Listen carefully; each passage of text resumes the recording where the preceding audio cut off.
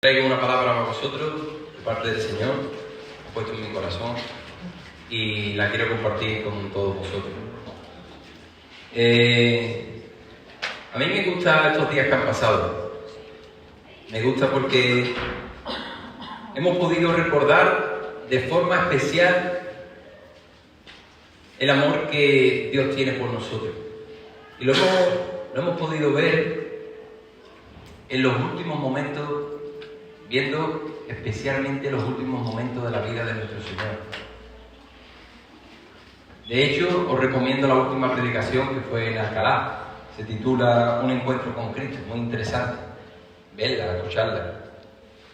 Cómo nuestro Señor Jesús hizo todo por amor a nosotros, para que encontráramos la vida, para salvarnos. Pero, tristemente, todo el mundo no comprende esto correctamente. Y esta devoción que ha habido en esta semana, esta devoción cristiana se pausa hasta las Navidades. Y en el peor de los casos, hasta el año que viene. Pero muchos de los aquí presentes no vamos a pausar esa devoción y esa fe cristiana que tenemos, porque hemos tenido un encuentro con el Cristo molido por nuestros pecados, con el Cristo resucitado, y hemos entregado nuestra vida a Él. Hemos visto su pasión, hemos visto su muerte y hemos visto su victoriosa resurrección a favor nuestro, y hemos nacido de nuevo. Y es normal que te preguntes, después de toda la Semana Santa y de todo lo que hemos visto, ¿y ahora qué? ¿Y ahora qué? Así se titula el mensaje. Y para contestar esta pregunta, tenemos el privilegio de tener la fuente de donde procede la fe, la fuente de donde proceden las instrucciones que todo cristiano necesita, sea de un día o sea de años. Ahí encontramos lo que necesitamos, la palabra de Dios. Me gusta recordar lo que dice Romanos 10:17. Dice: así que la fe viene del oír, y el oír por la palabra de Cristo. Para el buen desarrollo de todo cristiano es muy importante la fe, y esta la obtenemos de leer, de escuchar y de meditar en Cristo, de meditar en su palabra. Y respecto a la pregunta ¿y ahora qué?, es importante que nos la hagamos con el fin de explorar y crecer en la fe, de vivir de acuerdo con los propósitos enseñados por Jesús. Por eso es importante que nos hagamos esa pregunta: ¿y ahora qué?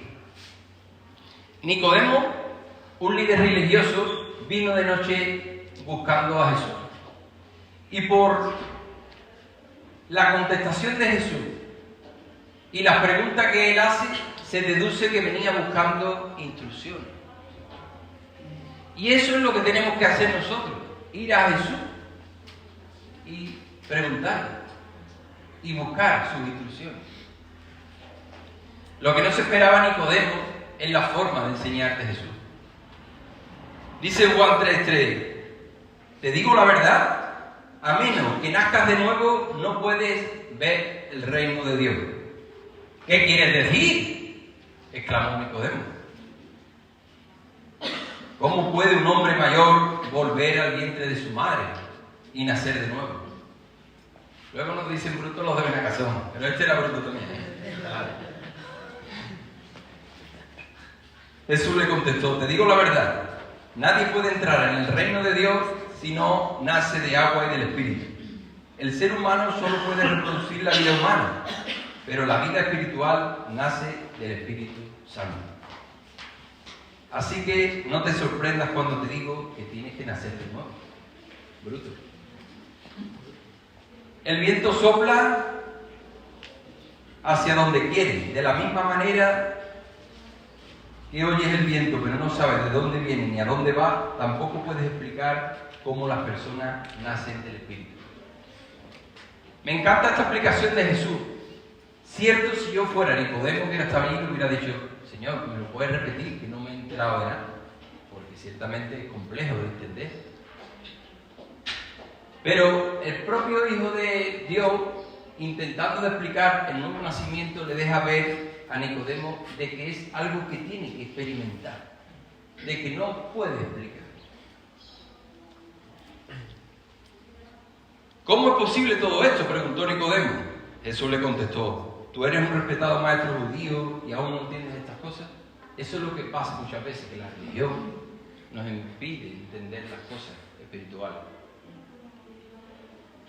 Ahora bien, le dice en el versículo 12, si no me creen cuando les hablo cosas terrenales, ¿cómo creerán si les hablo cosas celestiales? Y en el versículo 16 le da la instrucción clave para ser salvo. Pues Dios amó tanto al mundo que dio a su Hijo único, para que todo el que crea en Él no se pierda, sino que tenga vida eterna.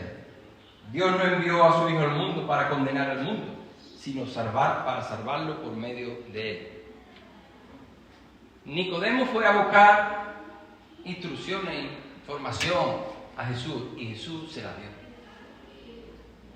Y tenemos que procurar atender a todas las instrucciones que Él nos da. No sé si os ha pasado a vosotros. Esto que os voy a contar a mí me ha pasado alguna que otra vez. Cuando me he puesto malo, y los que me conocen saben que no me gusta ir al médico. Soy duro para ir al médico. Algunos pueden pensar que, claro, es que los hombres cuando están malos están poco malos, ¿no? Son muy quejitas. Y es verdad, a nosotros nos gusta quejarnos, porque necesitamos cariño. Es una de nuestras técnicas.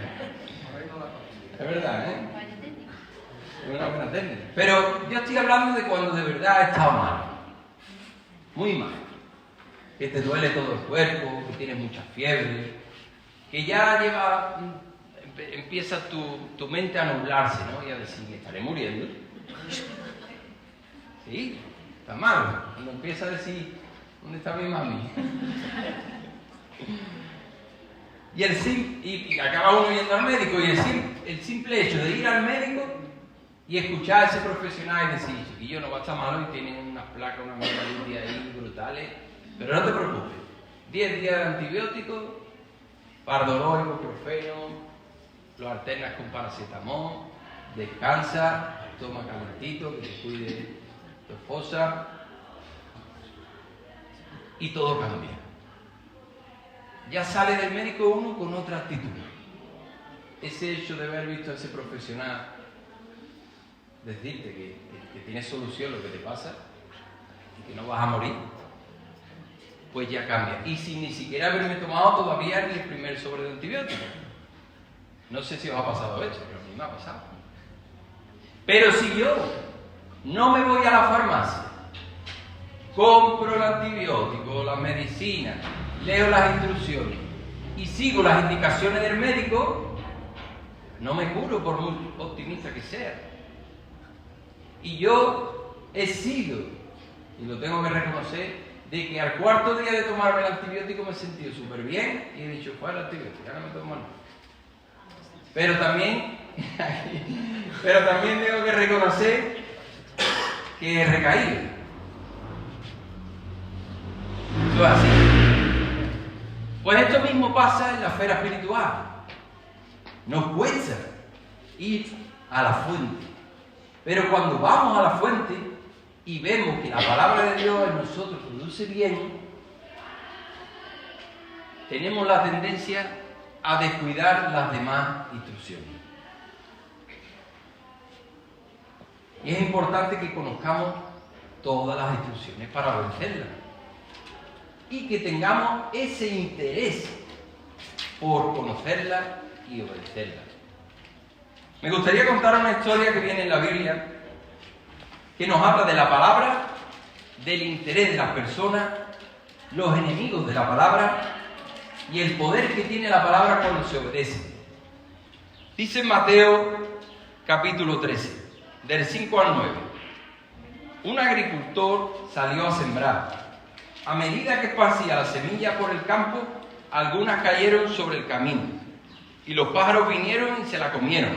Otras cayeron en tierra poco profunda, con roca debajo de ella.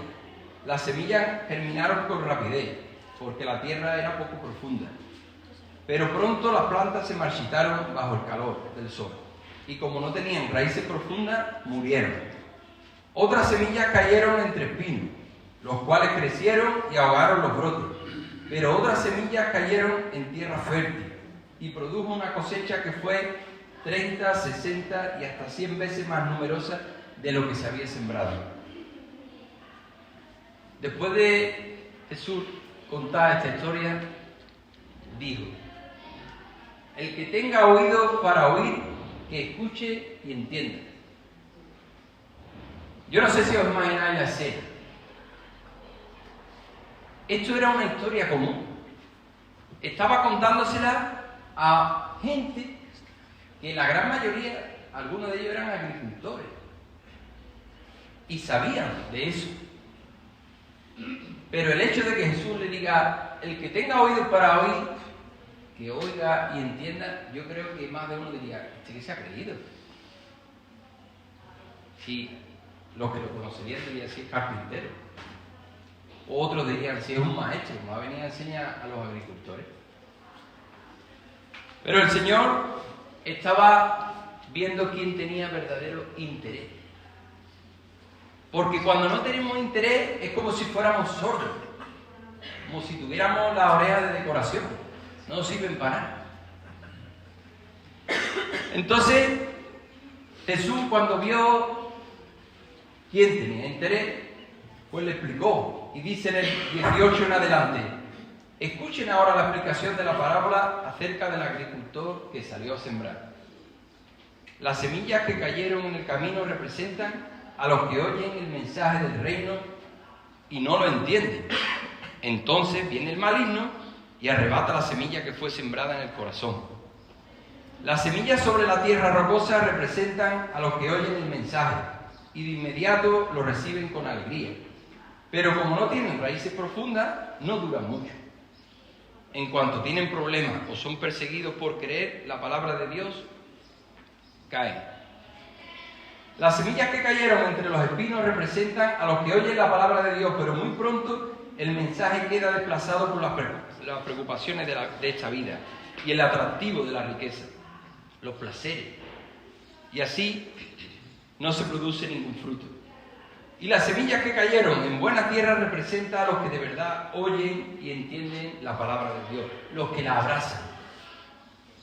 Y producen una cosecha 30, 60 y hasta 100 veces más numerosa de la que se había sembrado. Esta parábola nos enseña que la semilla es la palabra de Dios. Nos enseña que los diferentes terrenos son el interés de las personas. Nos enseña el peligro que hay, los riesgos que hay, los enemigos que tiene la palabra. Y como habéis visto, ese enemigo tiene bastante interés en que nadie se salve por la palabra. Pero no solo que no se salve, sino tampoco de que ni crezca ni dé fruto. No le hace ni pizca de gracia al diablo. Y como dice en 2 Corintios 11:4, dice: aún Satanás se disfraza como ángel de luz. Tenemos que tener presente que es astuto para hacer su trabajo. También podemos aprender de esta parábola, ya que sabemos las cosas que perjudican y no perjudican a la palabra, pues teniéndola presente, esto nos puede ayudar a usarla correctamente, no solo para nosotros, sino también para los demás. Si tienes interés, te pido que dediques un ratillo a leer esto tranquilo y a profundizar, y verás cuánto contenido interesante tiene para que comprendamos el poder de la palabra. Y hablando de obedecer instrucciones, como decía antes. En la Biblia encontramos las últimas indicaciones que el rey David le da a su hijo Salomón. La encontramos en Primera de Reyes 2, versículos 2 y 3 en adelante. Pero dice el 2 y el 3: ten valor y compórtate como un hombre, le dice David a su hijo Salomón. Cumple con los requisitos del Señor tu Dios y sigue todos sus caminos. Es importante que tengamos el hecho de obedecer todas las cosas, no unas sí y otras no. Obedece los decretos, los mandatos, las ordenanzas y las leyes que están escritas en la ley de Moisés, para que tengas éxito en todo lo que hagas y donde quieras que vayas. Y así continúa el libro, dándole el padre al hijo las indicaciones. Y todos sabemos de la vida de Salomón, que mientras siguió todas las indicaciones de su padre David y por ende las indicaciones de Dios, le fue muy bien. Fue el más sabio y el más poderoso. Y no hubo nadie en la tierra más poderoso que él.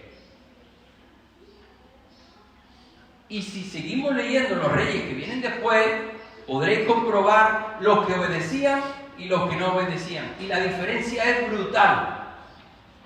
No solo para ellos las consecuencias que recibían, sino también para los demás. Interesante que lo veáis también. Samuel, Reyes, Crónicas, ahí viene la historia de todos los reyes. Y veréis los que obedecían y los que no obedecían, y las consecuencias que tenían. Del mismo modo, nuestro Señor Jesús nos ha dado muchas indicaciones e instrucciones, pero yo hoy me quiero centrar en las últimas que dejó, las conocidas en el mundo cristiano como la Gran Comisión. La Gran Comisión es un llamado evangelístico, tanto a nivel local como global, y sirve para la expansión del Evangelio y el discipulado de nuevos creyentes. En Mateo 5, del 14 al 16 dice: ustedes son la luz del mundo, como una ciudad en lo alto de una colina que no puede esconderse. Yo cuando leo este versículo a mí me enorgullece. Nadie enciende una lámpara y luego la pone debajo de una canasta, no tiene sentido, ¿verdad? En cambio la coloca en un lugar alto e ilumina a todos los que están en la casa.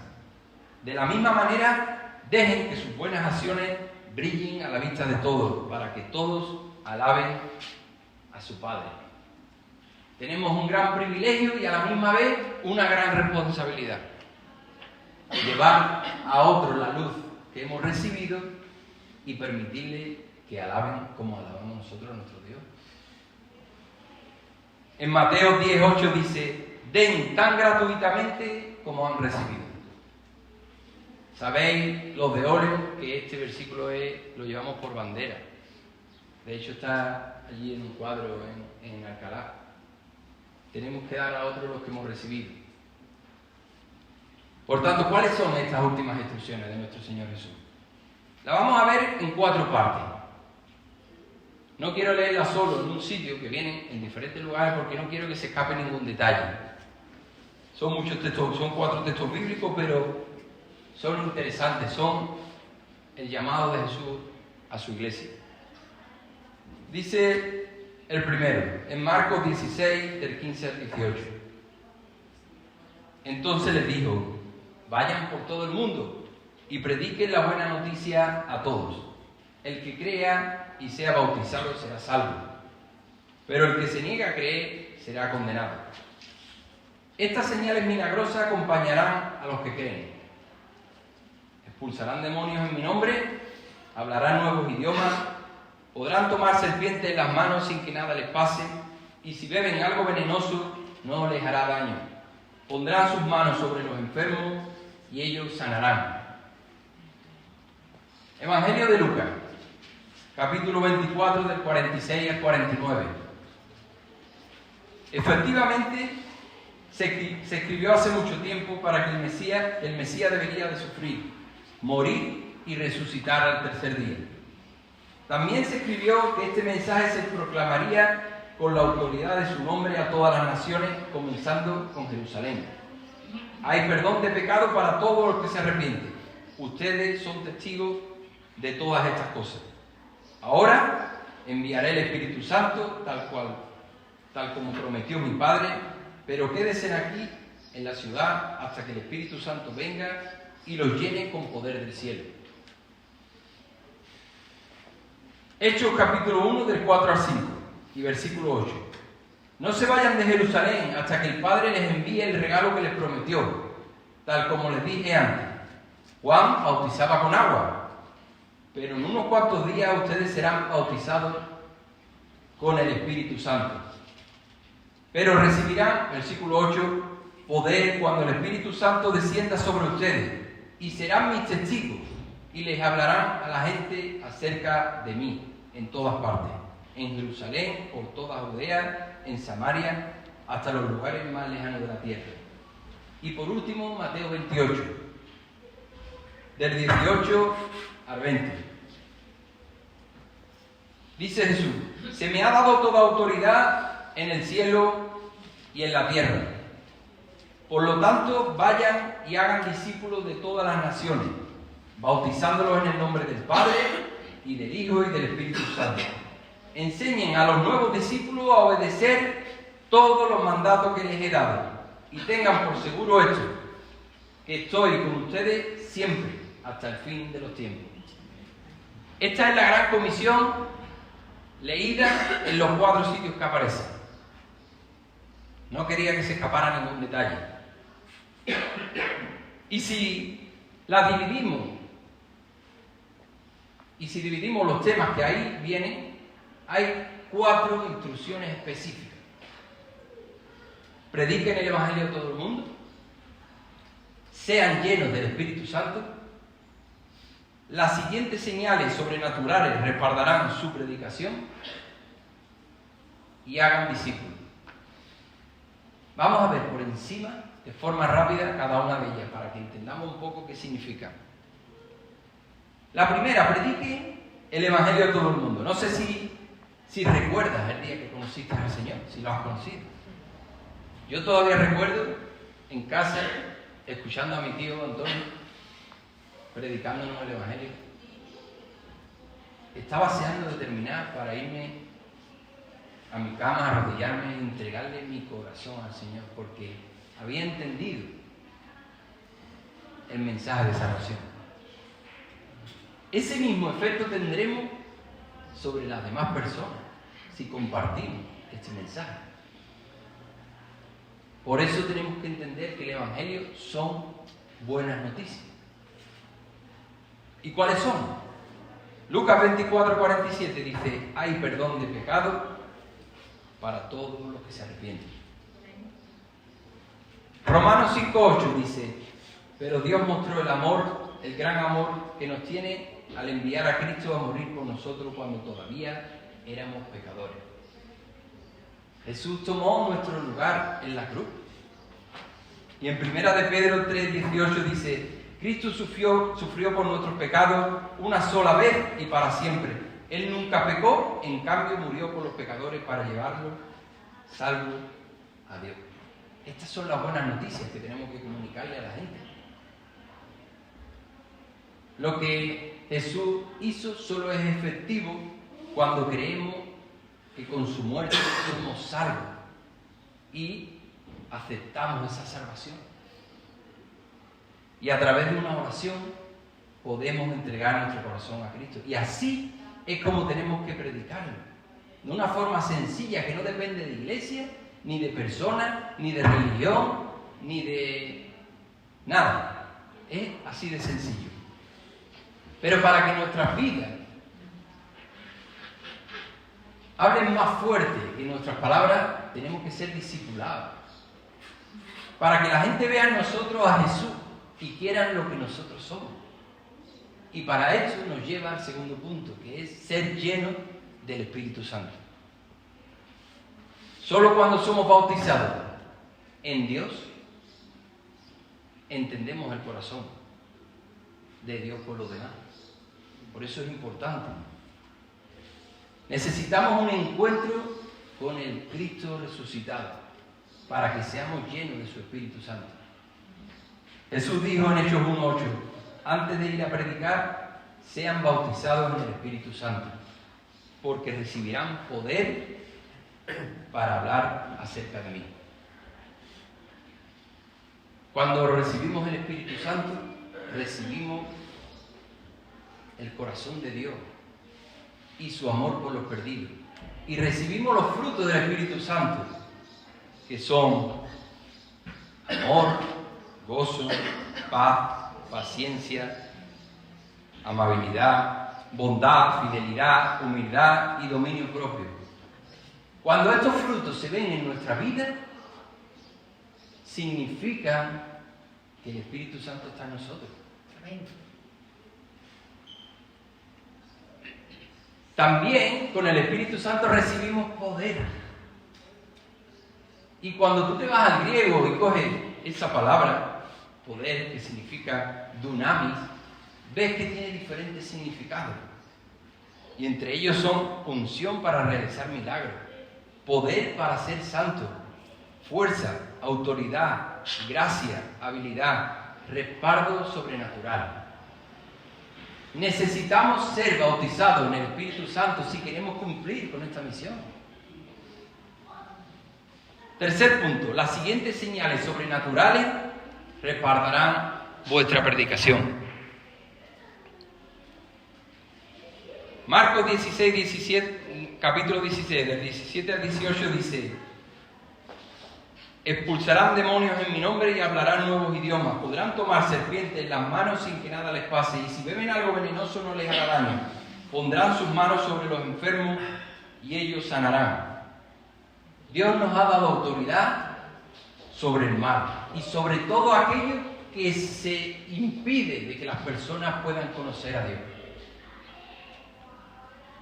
Esa autoridad la podemos usar cuando estamos haciendo esta misión para mostrarle el poder de Dios, echando todo lo malo de ella, la influencia, la depresión, insomnio, pobreza, ruina, pelea. Cuando el Espíritu Santo vino en ellos, comenzaron a hablar en diferentes idiomas. Y todo el que venía a Jerusalén entendió el mensaje de salvación. Eso fue una pasada. Sofía Müller, conocida como la misionera gringa, que predicó el Evangelio en la selva de Colombia, la recibieron en una tribu y le dieron de comer. Y se sintió toda la noche fatal. Cuando ella se levantó por la mañana y miró en la olla que había comido, había fuera 2 perros muertos. La habían intentado envenenar. Pero ¿qué dice la palabra de Dios? Que si bebiera cosa mortífera no les hará daño, porque ella estaba predicando el Evangelio. Y gracias a esa señal, esa tribu conoció al Señor. Los que traten de hacerle daño a los que están predicando el Evangelio no podrán, porque el Señor está con nosotros y Dios quiere demostrar su poder. Y eso viene en la Biblia. Cuarto punto. Hagan discípulos. Había conocido al Señor, empecé a leer la Biblia, a coger mi rutina de oración, asistí a la iglesia, pero nunca había sido discipulado. Y un día me propuse hacer un discipulado. A pesar de lo que uno cree que sabe, pero es bueno hacer un discipulado. A partir de ese tiempo el Señor empezó a trabajar otras cosas en mí que yo no sabía y a profundizar en otras áreas.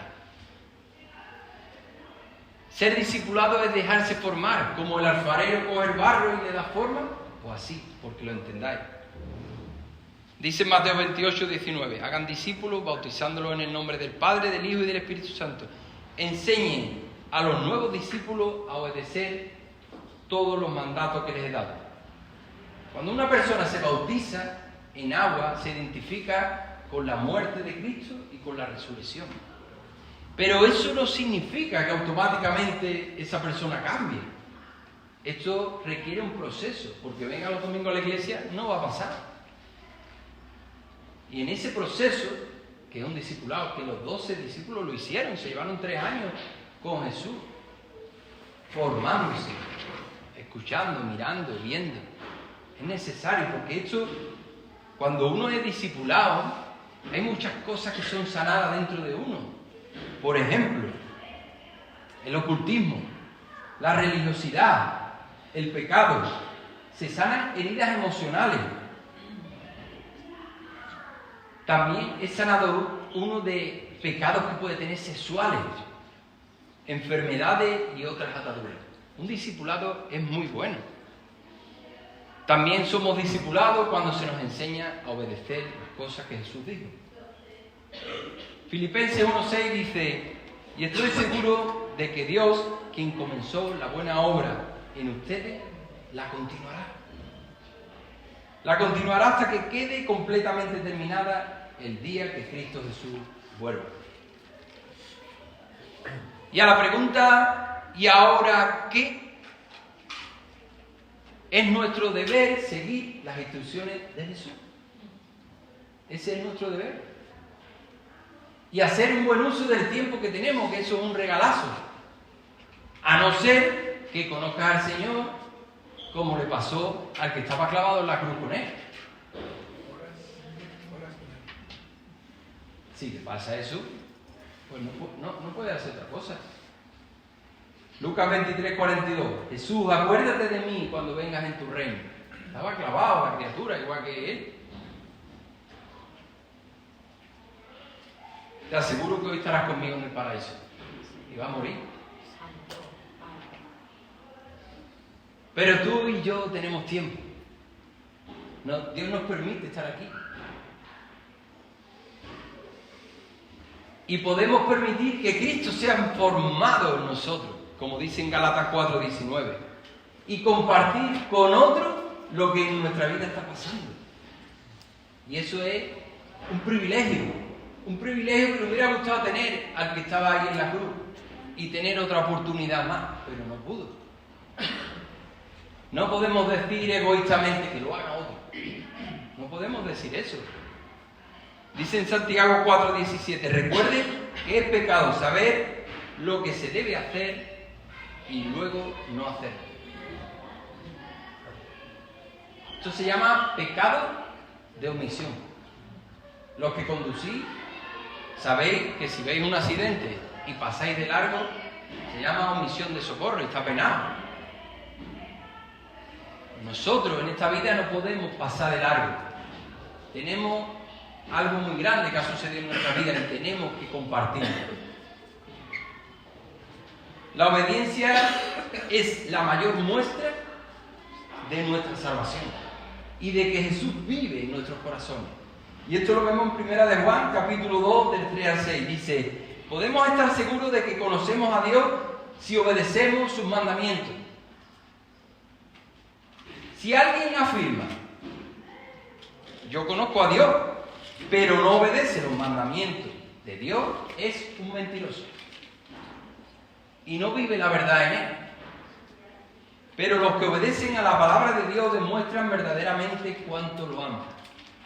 Así es como sabemos que vivimos en él. Los que dicen que viven en Dios deben vivir como Jesús vivió. Es así.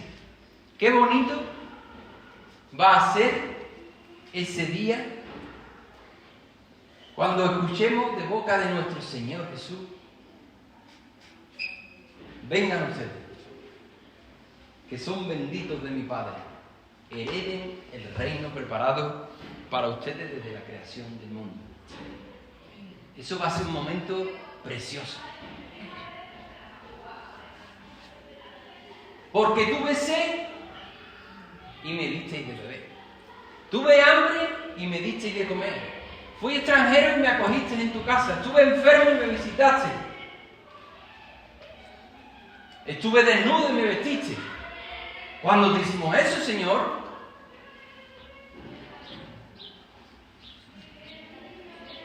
Cuando hicieron alguna de estas cosas al más insignificante de estos mis hermanos, me lo hicieron a mí.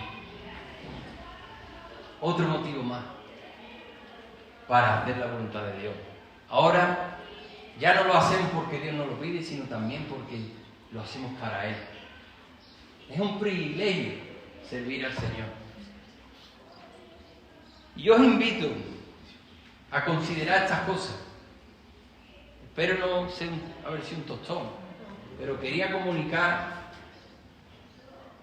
esto que pasa después de que Jesús resucita, que nos manda. Y tenemos que atender a eso. En una actitud de oración, si has entendido y has tenido oído para oír y comprender, dile al Señor, aquí estoy.